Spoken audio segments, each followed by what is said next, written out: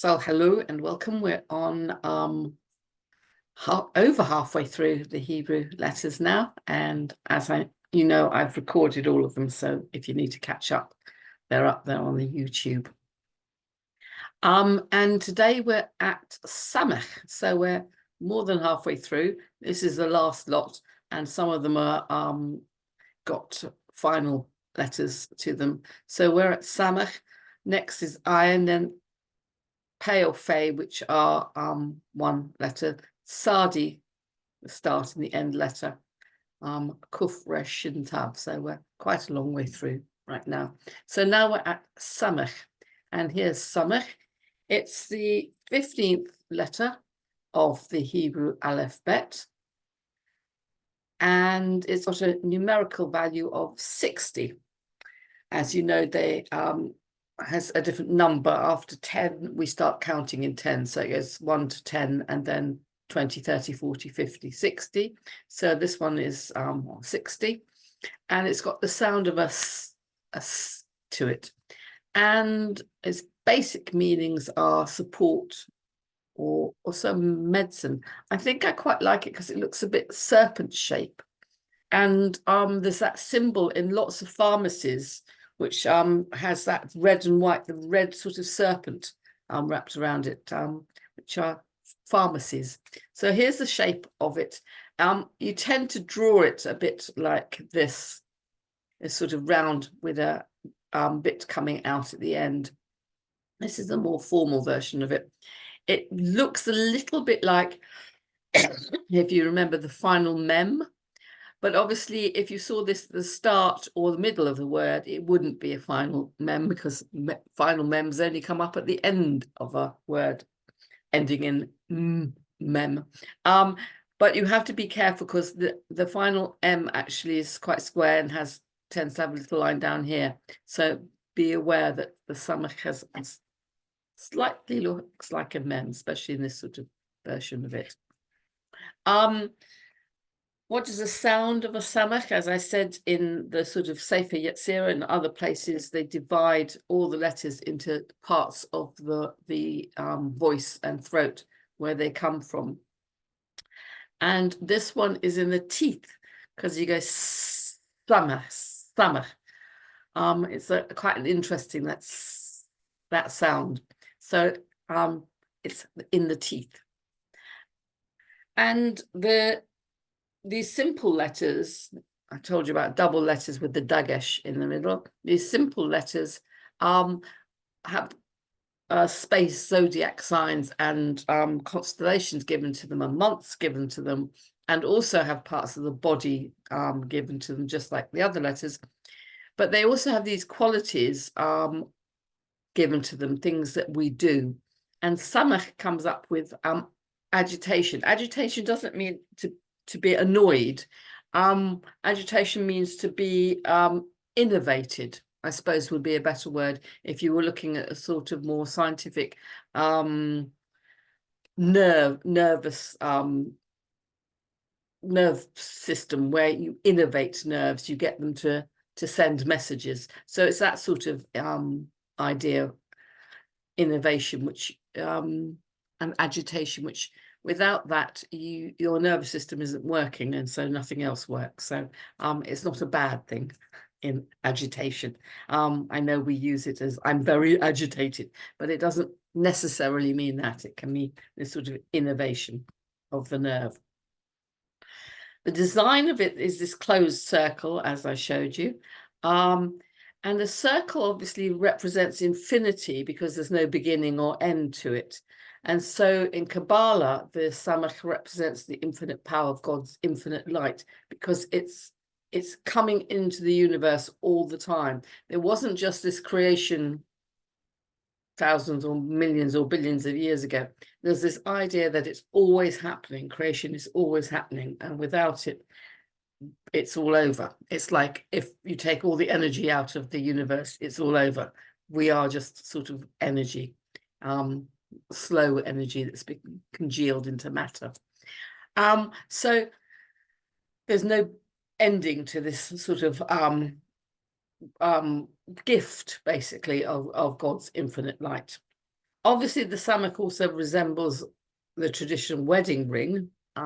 Some people have slightly different versions now, but the idea of the wedding ring was that it was a circle, and in a relationship, a couple have this strong desire to be wholly bonded to each other.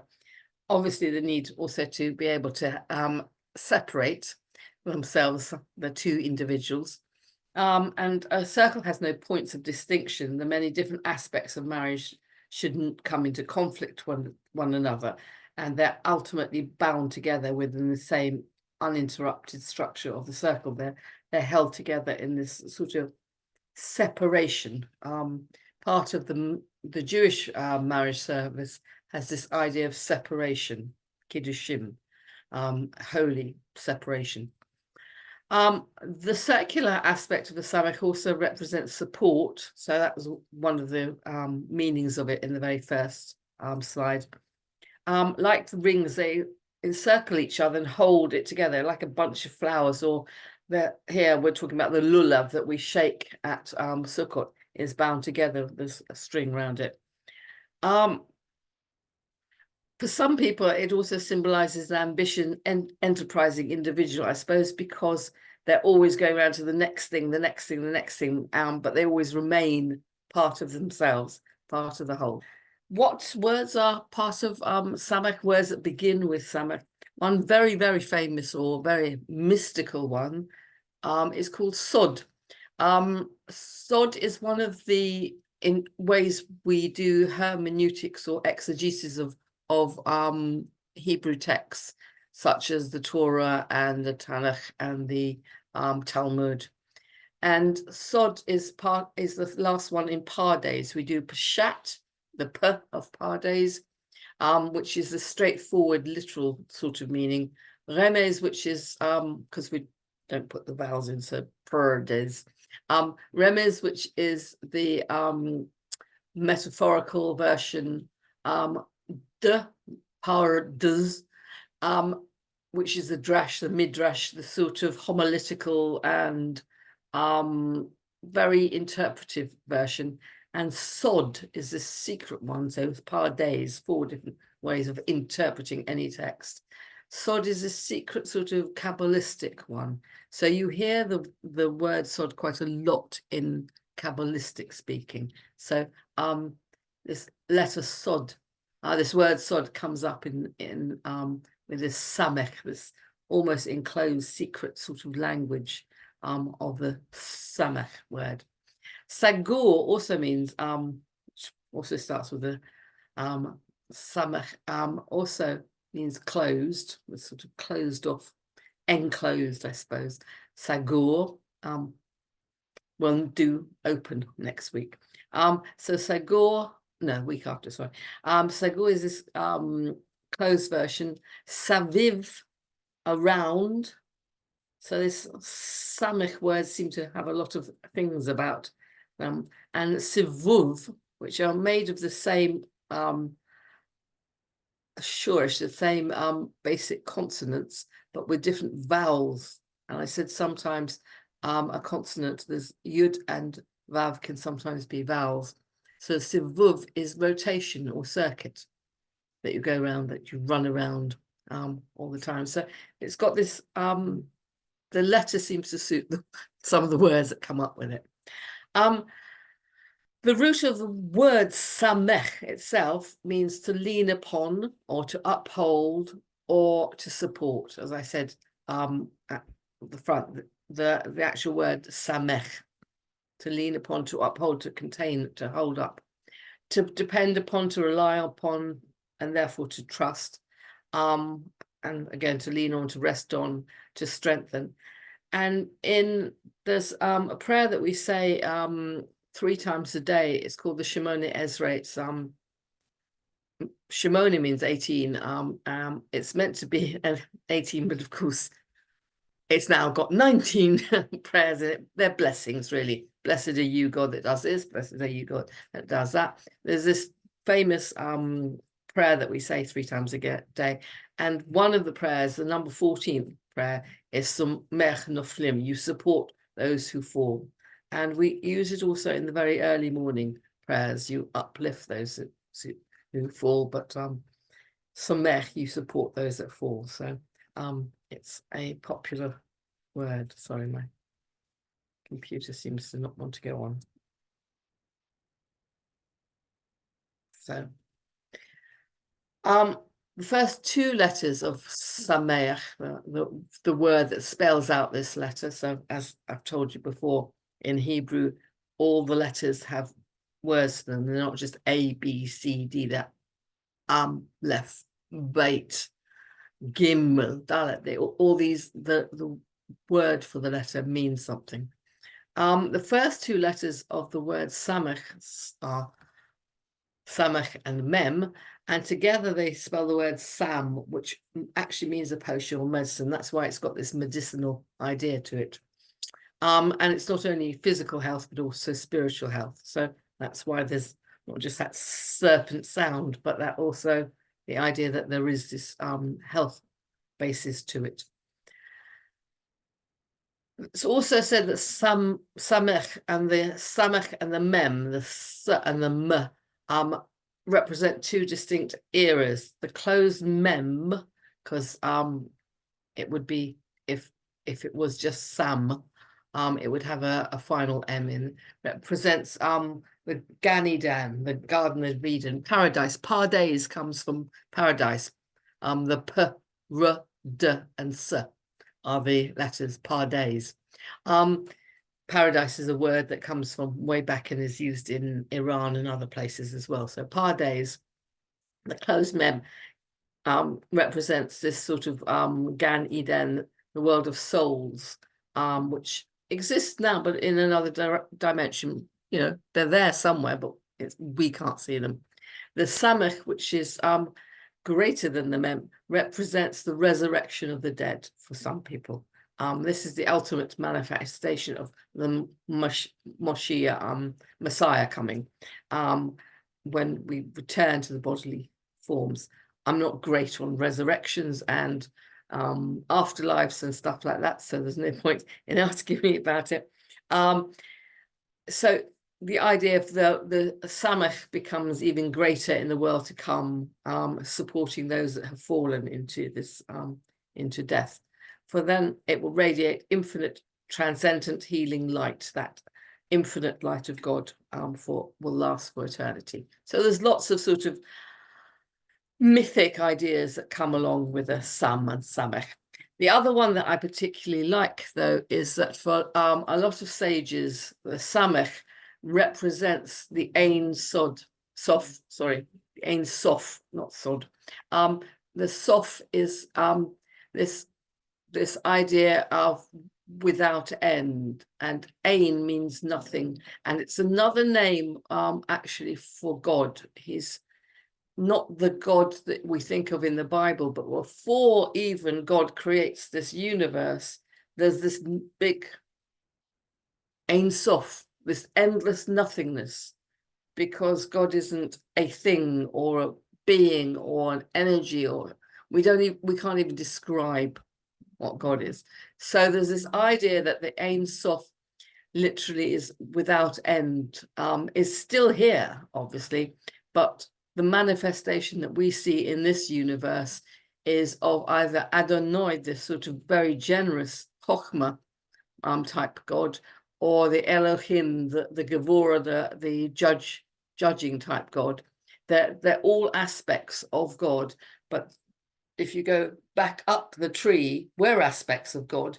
If you go up the tree, though, you get all the way back up into the Ein Sof, which is this big nothingness that we can't describe. It's beyond us, the big nothing. The Ein Sof of nothing. The Ein means nothing, and we vary our lives between the Ein and the Yesh. The Ein is nothing, and the Yesh is there is something, and we're in the Yesh, I guess. So Ayin, which comes from the same meaning as Ein, means nothing, and Ein Sof, this limitless nothing, that comes out of a contraction, as Simsum, where this big, huge Ein Sof has sort of contracted, reduced themselves in some way so that there is space for us. Otherwise, the whole universe would just be Ein Sof. There wouldn't be room for anything else. Very complicated Kabbalah.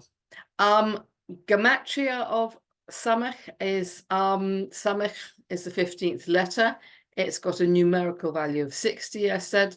And the significances of this, one of the ideas is in the priestly blessing that's recited every morning. There are 15 words. Samekh is the 15th letter, and there are 60 letters in it. So it seems to have some linkage there. People love to make these connections between letters and numbers, because obviously in Hebrew we actually count using letters. And so in this 60 in the words of this blessing, there are 15 words. Yevarechecha Adonai Elechecha. May the Lord bless you and keep you, etc. In Hebrew, there's 15 words and 60 letters. So there seems to be this idea of this samech in it, this buried in this continuous idea of being blessed. And also when the Kohen blesses the people, we still use the Kohens to do it, they put their hands together under the talit, and there are 30 bones in each hand, according to the Mishnah, which is the oldest part of Talmud. And so 30 and 30 is 60. So they like to connect that as well. I'm sure an anatomist is going to tell me there are not 60 letters in it, but I'm going to pretend that there are, because it's easier like that. And this word samach itself, samach, is 50, mem is 40, so and chaf is 11. So if you add them together, it comes to 101. And 101, so not only do we have the actual letter itself, the s being the 15th letter, and the samech being the 60th letter, the s being the 60th, having a value of 60, but the actual word, when you take the letters of the word and add them up, it comes to 101.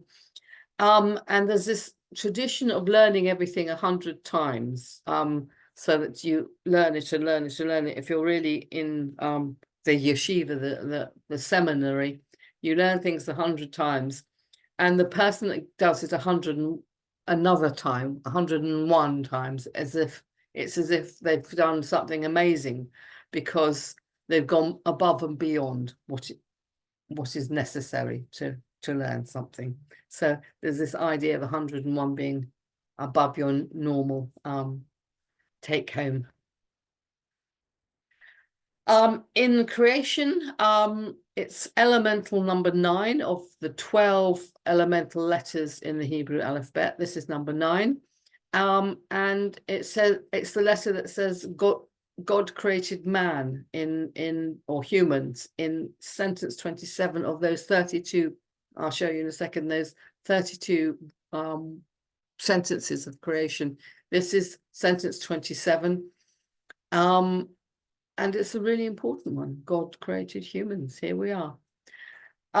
In the Sefer Yetzirah, it stands for a part of the universe, a part of the constellations. It's because it's one of the 12 elemental letters. So it's Sagittarius in the zodiac sign, and it's Kislev in the year, the month of the 12 months. It's Kislev.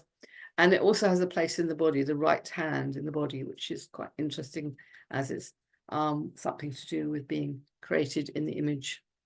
We're being created in the image of God. So this is the right hand that stretches out and does what it's meant to do. So I thought Samekh has lots of interesting letters interesting ideas to it. To finish, oh sorry, I should have left the share on. I've shown you before where it comes in the different parts of the creation. Sorry, being a klutz and not being able to get back to show you where it is. So you can actually see which bit it's in. For some reason, I've managed to undo that. Hit the wrong button. So of all the sentences, Samekh is here, God created humans. So we've gone through nearly all of those 32, and here we are with Samekh. It's elemental number 9.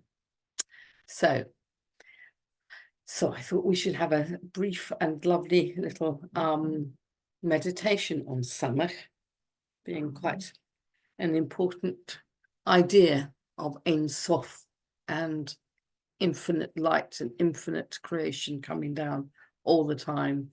And this idea of healing, this sort of medicinal idea to it, and also of support, that it's got this ring around it, like a wedding ring. You support each other in a relationship, and you have that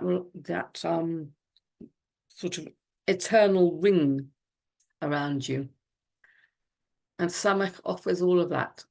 So if you want to, for a moment, just take a couple of deep breaths in and out. And make yourself comfortable while you're doing it.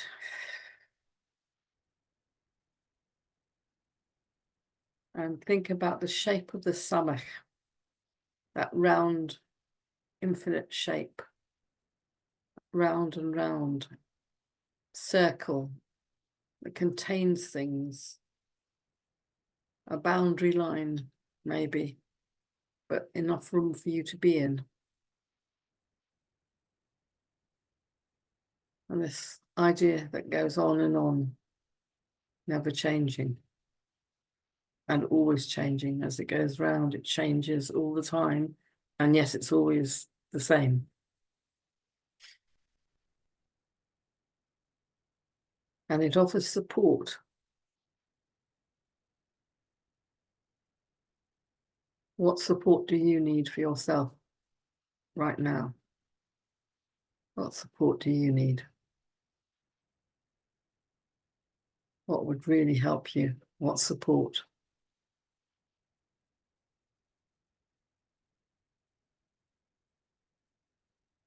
And what support can you offer others?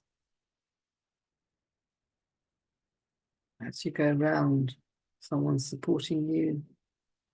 What support can you offer? Even the person being supported can sometimes offer support. And sometimes the person offering support needs to be supported. It can be exhausting otherwise. What support do you need?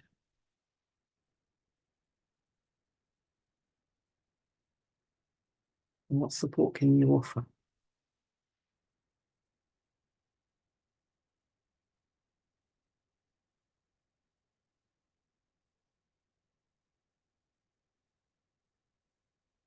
And just take a couple, maybe, of deep breaths. And back into the room.